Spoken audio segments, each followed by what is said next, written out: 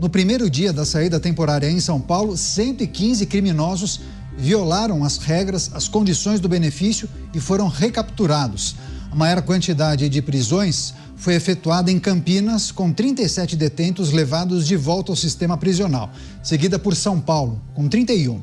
A alta taxa de prisões de criminosos acaba ilustrando um dos principais desafios e as complexidades associadas ao benefício, que acabou após a aprovação do projeto no Congresso, mas que foi mantido pelo TJ do Estado de São Paulo em razão de uma justificativa que trata dos trâmites burocráticos e também a mudança em uma portaria. Vamos girar com os nossos comentaristas. Vamos ao Rio de Janeiro. Roberto Mota com a gente. Mota, seja bem-vindo, uma ótima noite a você. Ontem mesmo falamos sobre a saída temporária aqui no estado de São Paulo, 50 mil criminosos presos nas ruas.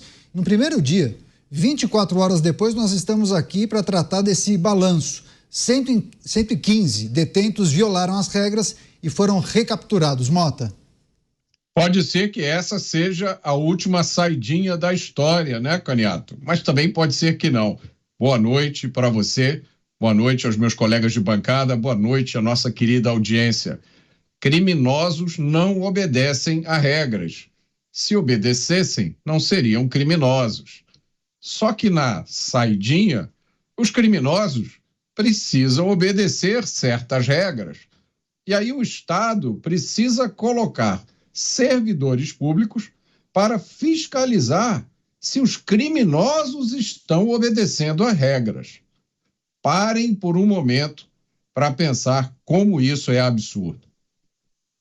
Também com a gente o Cristiano Beraldo ao vivo. Beraldo, seja bem-vindo, uma ótima noite a você. O que é preciso considerar com esse balanço de 24 horas dessa saidinha de Santo Antônio, no estado de São Paulo? 115 criminosos não respeitaram as regras e foram recapturados pela polícia. Beraldo.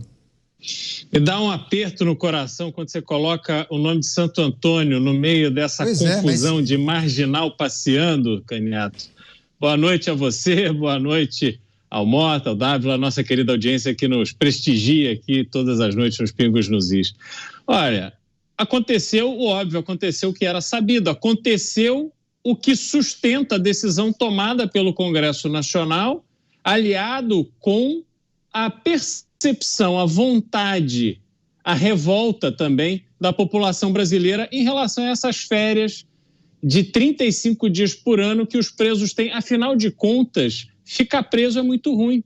Ficar preso é uma violência para o governo, para as pessoas que defendem, né, passar a mão na cabeça de bandido, para as pessoas que defendem o fim da polícia. Ficar preso é algo insuportável. E aí tem que dar férias para os presos, para essa turma que já deu demonstrações de que não consegue conviver conforme as leis e as regras da sociedade, e aí nós gastamos dinheiro para prendê-los, processá-los, colocá-los no cárcere, mas aí a gente tem que absorver essa turma de novo nas férias. Tadinho deles, né?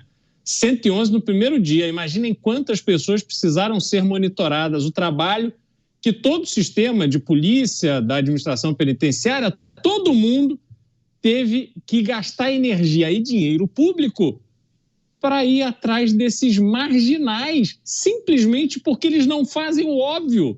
O Brasil inventou a saidinha e nós é que pagamos a conta. Não está fácil não, Caniato. Pois é, também com a gente Luiz Felipe Dávila, aqui nos estúdios da Jovem Pan News em São Paulo. Dávila, seja bem-vindo. Uma ótima noite a você. Já é um indício, ou talvez até uma comprovação de que esse não é o melhor dispositivo para recuperar esses presos. Se de fato eles quisessem, ficariam em casa com os familiares, mas não, desrespeitaram as regras do dispositivo. Dávila. É verdade, Caniato. Boa noite a você, boa noite ao Beraldo, ao Mota e à nossa querida audiência. Bom, vamos começar pelo básico. Por que isso só acontece em São Paulo? Aí essa é a grande pergunta. Porque o secretário de Segurança de São Paulo, Derrite, é também deputado federal. É o pai, o relator dessa matéria na Câmara. Então o que ele está fazendo agora como secretário, que foi relator, é fazer valer qual é o prejuízo da saidinha para a população. Então eu tenho certeza que a polícia do estado de São Paulo redobrou a atenção com as saidinhas para mostrar para a população, se bem vigiada a saidinha, o que acontece. No primeiro dia, 115 presos tiveram que ser recapturados e voltados aos presídios. Por que isso? O Mota tocou num ponto importante. Qual é a regra que o crime cumpre? A regra de dentro da prisão, a regra do PCC. Saidinha na verdade, um passe para encomenda para realizar uma tarefa do crime organizado. Por isso, é o grande problema da saidinha. Todo mundo que sai tem uma missão para cumprir, para o crime. Daí, o que acontece na saidinha é o que nós já sabemos. Aumenta a criminalidade porque todos eles saem com missão específica. Aliás, este é o pedágio que se paga para passar, pelo menos, com mais tranquilidade pela pena na cadeia. Esta é a regra que vale, não é a regra da justiça. E o que essa PEC fez, que é acabando com as saidinhas, é justamente desmascarar o que realmente acontece.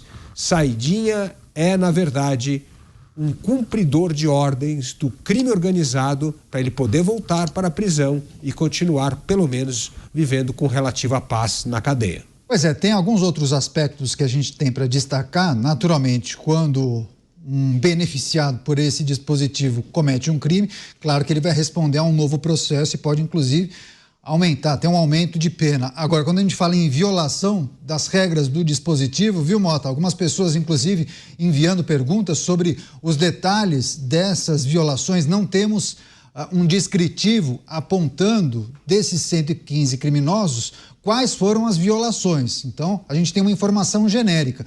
Mas só para trazer para a nossa audiência, Mota, o que eles não podem fazer?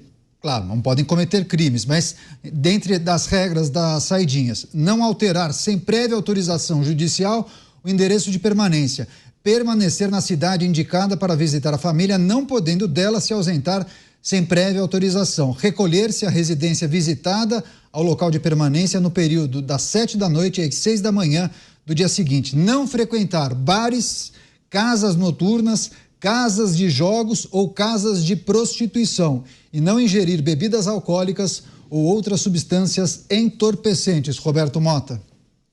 É uma lista longa, Caniato, e difícil. Eu realmente não consigo imaginar alguém numa saidinha cumprindo todas essas regras aí, né? O que eu fico me perguntando é o seguinte: nós aqui sabemos qual é a realidade do crime. Nós 4 aqui sabemos. A população também sabe. Eu todo dia converso com as pessoas na rua. Todo mundo sabe qual é a realidade do crime. Não é possível que as autoridades encarregadas da Justiça Criminal do Brasil não saibam o que a gente sabe. Correto? Não é possível. É lógico que elas sabem. E aí vem a pergunta: mas por que então elas insistem em medidas erradas? Em medidas que evidentemente não funcionam, em medidas que violam a lógica, porque o que a gente está falando aqui são de criminosos presos que foram presos. Vocês perceberam o que a gente está descrevendo aqui? Porque esses criminosos que estavam na rua, na saidinha, eles estavam, do ponto de vista jurídico, presos. Eles eram criminosos presos, gozando do benefício da saidinha. Então você tem que prender um preso. É o retrabalho. Imagine o que se passa na cabeça de um policial que corre o risco de vida, né, e sai de casa para trabalhar todo dia, deixa a família em casa, não sabe se vai voltar, tendo que lidar com um absurdo desse. Como é que você explica a um agente da lei que o Brasil se tornou um país tão permissivo, tão tolerante, tão compreensivo com o crime, a ponto de dar ao criminoso sempre mais uma chance, mais uma chance, mais uma chance? É inexplicável isso. Pois é, agora, Cristiano Beraldo, o Dávila tocou num ponto que é importante em relação ao dinheiro que é empregado para você recapturar esses detentos que ganharam o benefício da saidinha. Dinheiro que poderia, inclusive, ser aplicado no reforço da polícia ou em outras áreas, como saúde pública e por aí vai, né, Beraldo? Não, o que mais se precisa no Brasil hoje é de investimento público na segurança. E é justamente o que não tem. A gente vê essa realidade de um país absolutamente inviável do ponto de vista econômico e não tem prioridade nenhuma para fortalecer a segurança pública. Até porque, se a gente olhar para o governo federal, a visão é o oposto disso, né? As medidas tomadas e as posições defendidas nos sinalizam a todo momento que não há disposição para enfrentar de verdade, de frente, com disposição de ganhar do crime organizado e enfrentar a questão da segurança pública no Brasil. E aí, Caniato, a gente tem que olhar para a dinâmica da saída do preso. Quer dizer, o preso ele tem que perceber no convívio da família algo que se torna extremamente importante e necessário para ele, a ponto dele, quando sair da prisão, não mais cometer crime, para ele se lembrar, olha, fiquei preso lá 1, 2, 10, 20 anos, privado da convivência da minha família, privado de ver meus filhos crescerem, não vale a pena o crime. Então, eu vou seguir as regras, vou seguir as leis para que eu preserve o convívio com a minha família. Essa deveria ser a lógica, afinal de contas, é o convívio com a família, segundo os defensores da saidinha, que ressocializa. Só que essas restrições colocadas mostram a realidade. A gente tem exemplos 1000 das pessoas que saem da prisão para passar essas férias de 7 dias em casa, mas estão nos bares, estão nos prostíbulos, estão consumindo droga, estão cometendo crimes e por aí vai. Aí, de novo, volta a ser a nossa responsabilidade de monitorar e prender aqueles que flagrantemente não estão cumprindo as regras. Pegaram todos? É claro que não. Esses foram os mais fáceis de serem pegos. Agora, tenho certeza, dos milhares que saem, milhares também não cumprem as regras. Mas vamos lá. O que vocês acham que seria mais adequado para que o preso percebesse o valor do convívio com a família? Que ele saia livre, leve e solto da prisão e vá lá curtir a vida pelas ruas, ou ele receber a visita da família, vendo a cada vez que o filho visita, que o filho cresceu, o filho aprendeu alguma coisa nova, a mulher dizendo a ele a falta que ele faz em casa, a mãe chorando de ver o filho preso. É isso que desperta a consciência de alguém, se é que eles têm consciência, que muitos não têm consciência, não estão nem aí para filho, para mulher, para mãe, para ninguém. Então, não adianta deturpar a realidade dos fatos, colocando para boa parte desses criminosos sentimentos que eles simplesmente não possuem.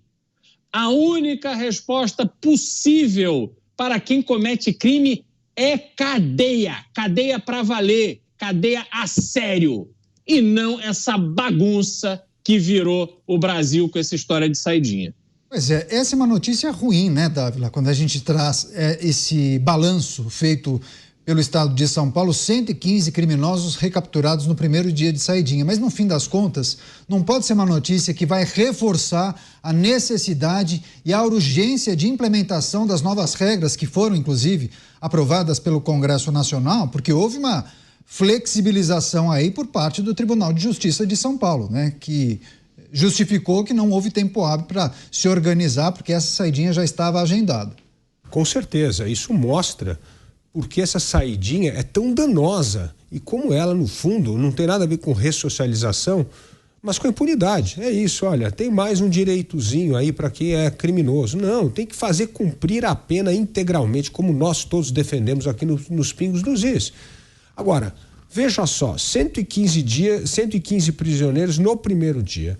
Ontem nós demos a estatística aqui, que na verdade só no ano de 2023, mais de 15 mil presos não retornaram à cadeia depois da saidinha.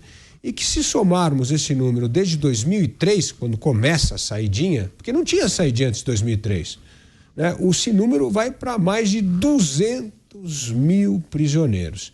Então, está na hora de acabar com este privilégio que não ajuda em nada essa tal da ressocialização e é, na verdade, um direito da bandidagem que só terroriza a população que quer paz, que quer convívio com a sua família e que quer punição, porque a maioria da população brasileira é a favor do endurecimento da pena com criminosos, principalmente crimes hediondos e crimes recorrentes. Tem vários assuntos importantes para a gente repercutir com os nossos comentaristas, mas só para fechar, Mota, o Dávila falou mais cedo sobre a importância do posicionamento do Estado de São Paulo, por meio do seu secretário de Segurança Pública, de expor e mostrar para o resto do Brasil a dificuldade que é em lidar com um dispositivo como esse, que não funciona e acaba tomando parte do efetivo policial para monitorar esses presos que estão na rua, que poderiam estar fazendo outros trabalhos, e tudo isso é preciso destacar.